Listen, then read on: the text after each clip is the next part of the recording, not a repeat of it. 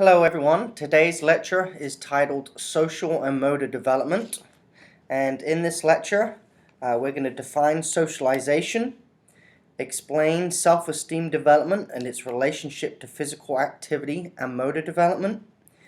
We're going to describe some of the main social influences during infancy, during childhood and adolescence. We're going to look briefly at some of the main social factors in adulthood, and then introduce ourselves to the exercise aging cycle. So what we're going to do here is examine the relationship between human motor development and social behavior and movement. And what we'll see is that social behavior affects a person's movement behavior, and conversely, motor behaviors equally affect an individual's social development. So according to one definition that I used by Coakley in 2009, socialization is a process of learning and social development which occurs as we interact with one another and become acquainted with the social world in which we live. It's an active process of forming relationships and learning from those with whom we interact with on a daily basis. Common means of socialization include observation, inference, modeling, trial and error, but the most important is social interaction. The influence of others around us is extremely important in determining how and when persons acquire certain movement skills. They are also integral in determining which movement activities we choose. So there's been lots of research done in this area, a lot of it coming out of the areas of psychology and sociology. And researchers have determined that parents and siblings, teachers, coaches, friends can all have varying amounts of influence on the choices we make concerning physical activity. And those are some of the things we'll look at in this lecture. Our movement choices, you'll also see, also affect our self-identity, social mobility, educational achievement, attitudes concerning masculinity and femininity, and even our moral development. And although generally associated with development during childhood, the socialization process is lifelong and facilitating a person's function within society through childhood, adolescence, and adulthood. So as you can see on the slide here, the process of socialization teaches the members of society their social roles. And a social role is simply the behavior that members of a particular social group expect in a particular situation. So we have social roles that we're expected to fulfill in our occupational roles and in our family roles. One extremely important human characteristic affected by social interaction and physical activity is self-esteem. How much we believe ourselves to be competent, successful, significant, and worthy, or how much we like ourselves. Simply stated, self-esteem is the value we place on ourselves as individuals. We shouldn't confuse this with self-concept, which is simply our perception of self. Now, self-esteem and self-concept have been widely studied, with most researchers finding them to be affected significantly by involvement in physical activity. So much research has been done on this issue that Gruber, a researcher, was able to conduct a meta-analysis, which is looking at a whole bunch of studies done on the same thing, and did a quantitative review of all those studies. In his review, he found 84 articles or studies that studied the effect of physical activity on self-esteem or self-concept. Of those, he used 27 in his meta-analysis. Of those 27, 18 studies found physical activity to affect self-concept or self-esteem significantly, and that's statistically significantly. So overall, Gruber determined that 66% of the children in physical education classes or directed play situations exceeded the self-concept or self-esteem scores of the children in non-physical activity or non-physical educating educated settings. So that's pretty important. In fact, I'll tell you one more thing about Gruber's study, because this is a study that's mentioned in most textbooks when discussing social and motor development. So Gruber also determined that at-risk participants in the studies that he looked at, and these were people who were emotionally disabled or physically disabled or economically disadvantaged. These participants in his study who were physically active exhibited a mean self-concept score much higher than the scores of all other groups. So Gruber suggested that those subjects, these at-risk children, adolescents in particular, begin to feel important when allowed opportunities for involvement in programs of motor enrichment that are conducted by trained and supportive professionals. The greatest gain in self-esteem was therefore found in those who needed it the most, although normal children also exhibited an improvement as well. So these movement opportunities and physical activities opportunities in all these studies led to the biggest improvement in self-esteem in that population of children who were at risk. So that's obviously very important and very encouraging for those of us who choose to work with those populations. In conclusion, Gruber stated that involvement in directed play or physical education in schools can enhance self-esteem in children.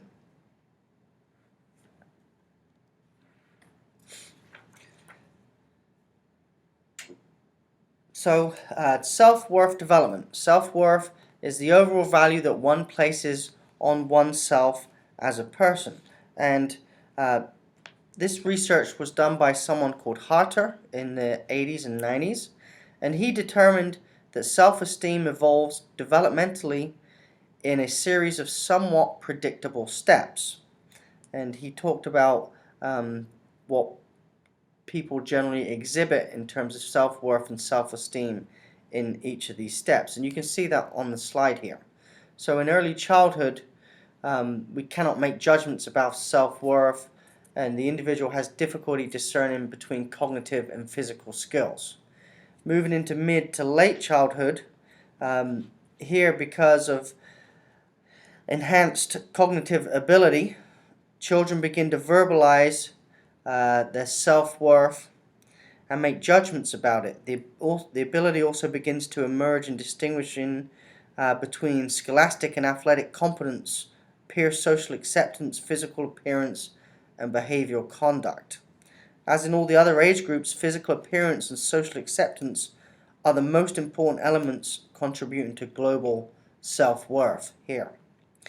By adolescence, the increased capability emerges as adolescents articulate and discern between the elements of global self-worth. In addition to the elements they could articulate earlier, they can now distinguish feelings concerning friendship, romantic appeal, and job competence.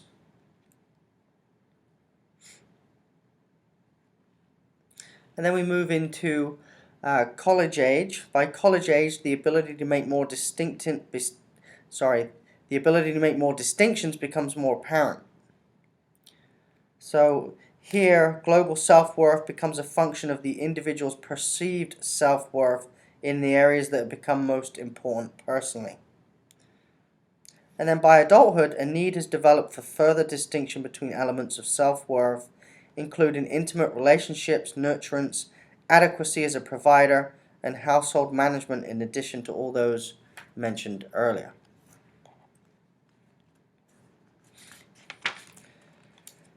So, as we move into looking at the major social influences during different parts of the lifespan, we'll start with looking at social influences during infancy.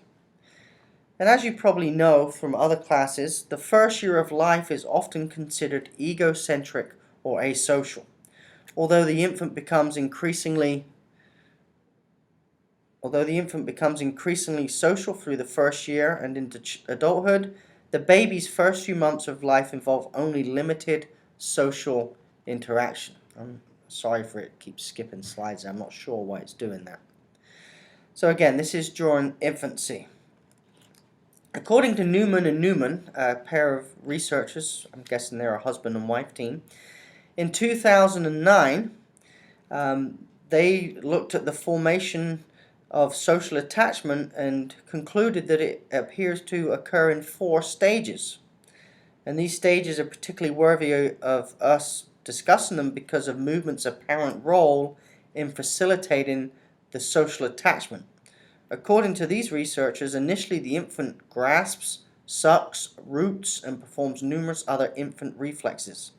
The infant also visually tracks, gazes, cries, and smiles in an effort to initiate and maintain close social contact with the object of attachment.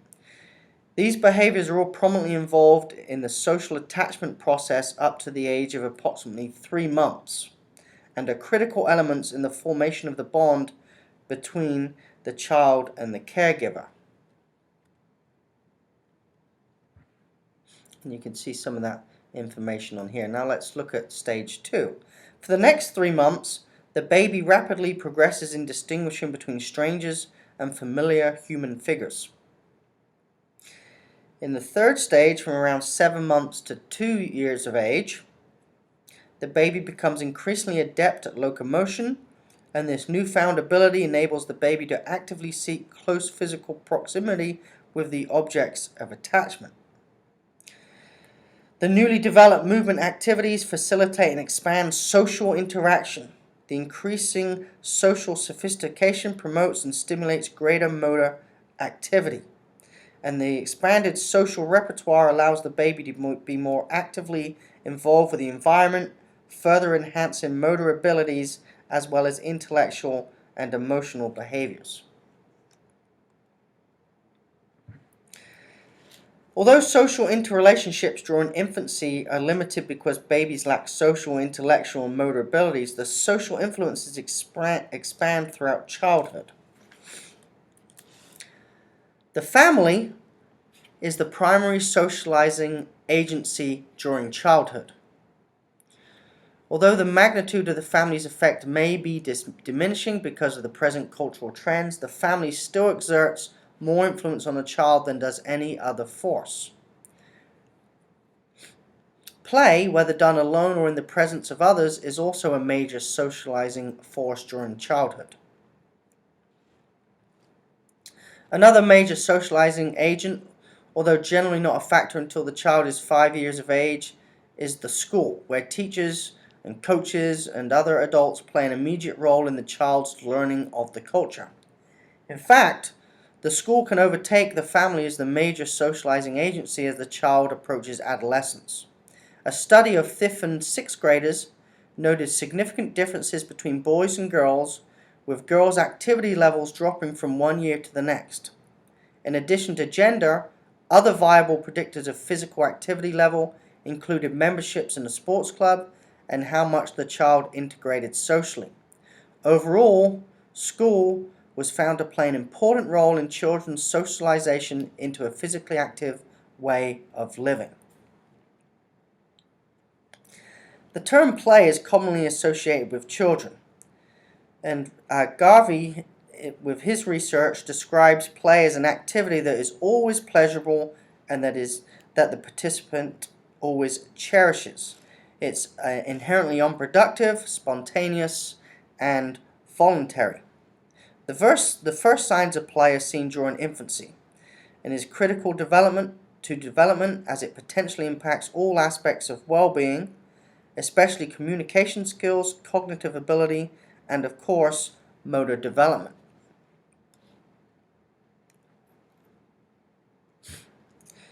The effect of play on overall child development has been studied extensively.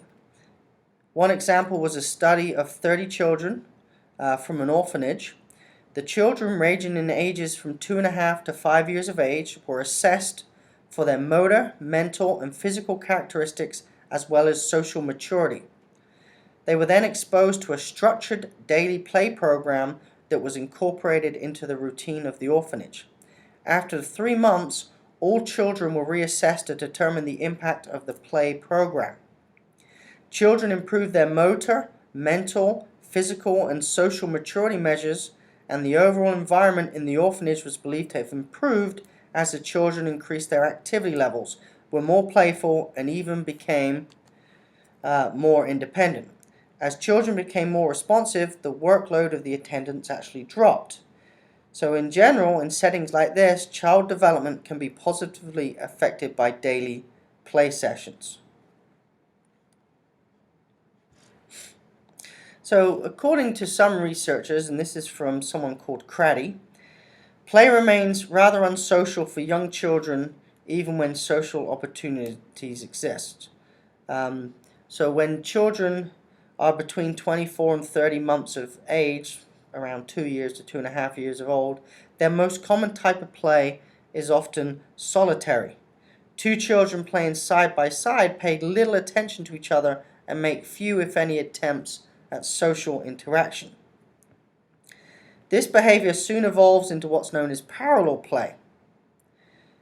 By the time children are 2.5 to 3.5 years old, they will still make few attempts to socially interact, but they may begin to display an awareness of each other and may even subtly copy each other's play behavior through observation and imitation. However, they're not likely to interact to any great extent. Approximately 1 year later, when they're 3.5 to 4.5 years old, children will begin to display the interaction missing in their previous levels of play behavior. However, there's a lack of a group goal during this stage. Cooperative play generally occurs when children are around 4.5 to 5 years old and is evidenced by purposeful, group-oriented play activities involving games, group leaders, and even some rules of the activity.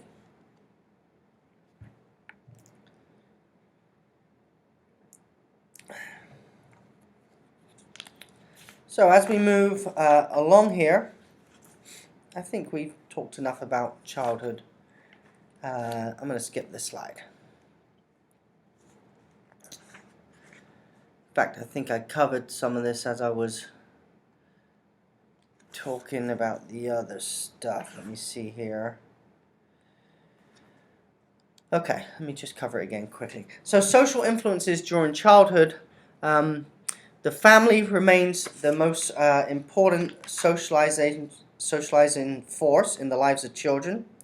The family is the earliest and in most cases the greatest determinant of a child's movement choices and movement success because it strongly influences the child's attitudes and expectations about movement. Furthermore, the family is largely responsible for the role that children envision for themselves. And this next part is important. Depending on the family's views concerning physical activity, a child may or may not assume a role that is movement related. So the family has a great socializing force on shaping the behaviors of the child in terms of their motor related activities. The parent of the same-sex child has the greatest influence on such movement acquisition, although both parents remarkably prevail in shaping the child's movement idiosyncrasies, including, for example, gait, posture, and general movement ability.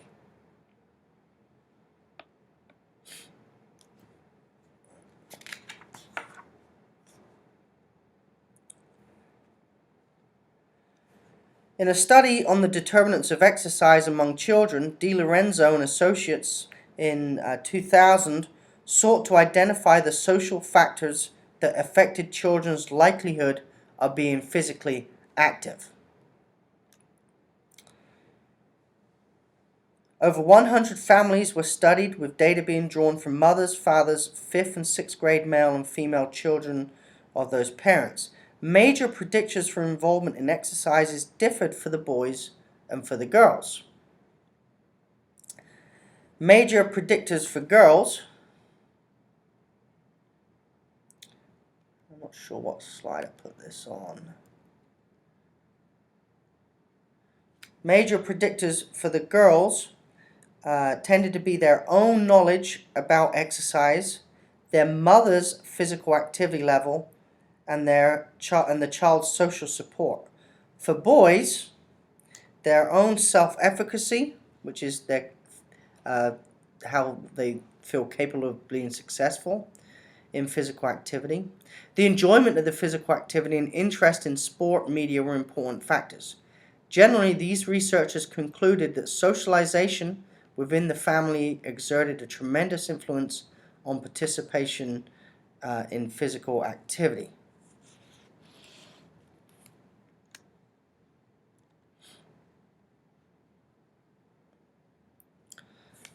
Moving on to team play. In adolescence, they seek group or team activities, and researchers have found many benefits of team play, such as those listed on the slide here. The adolescent works towards a team or group goals. They learn divisions of labor. They learn their roles in a group. They assume greater social responsibility, and they can learn about success and indeed about failure. In terms of gender role identification, during adolescence, the peer group facilitates interaction with the opposite gender. The peer group influences the level at which adolescents may identify with the opposite gender. We know that gender identification doesn't begin that early in childhood, and sometimes we see gender role conflicts